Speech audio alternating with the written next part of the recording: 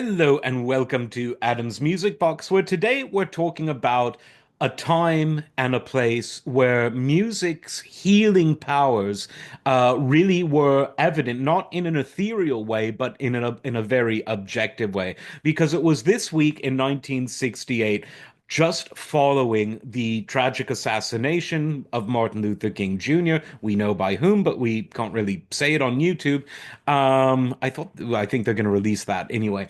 But it was obviously a horrible event, and once you read the papers, the files that are released, you'll see how it's a tragedy on top of a tragedy.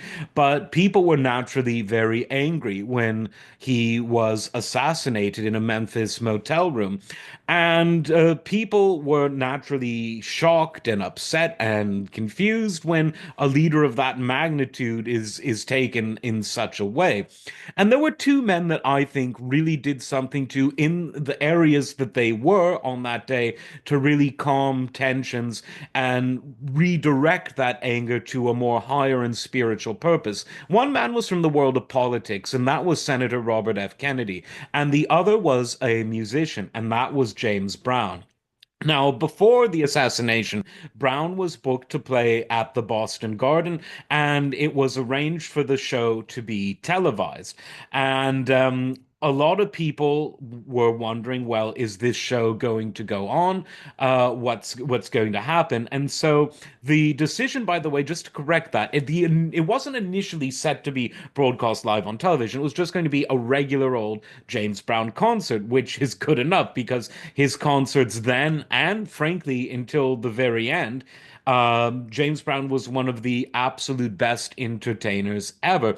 But a decision was made by WGBH TV in Boston that the concert should be televised as a way of redirecting what could have been street confrontations to people reflecting, staying home, and hearing what James Brown, a prolific musician, but also someone who made his views on civil rights known and whose songs were very anthemic within that movement, that the decision was made that putting it on television would be a good idea. And what's great about that for future generations is it allows us to see and hear what it felt like to be in that place at that time. James Brown, not that he ever needed to, because he was always in top form, but yeah, he and the band really rose to the occasion, and it was really something to behold.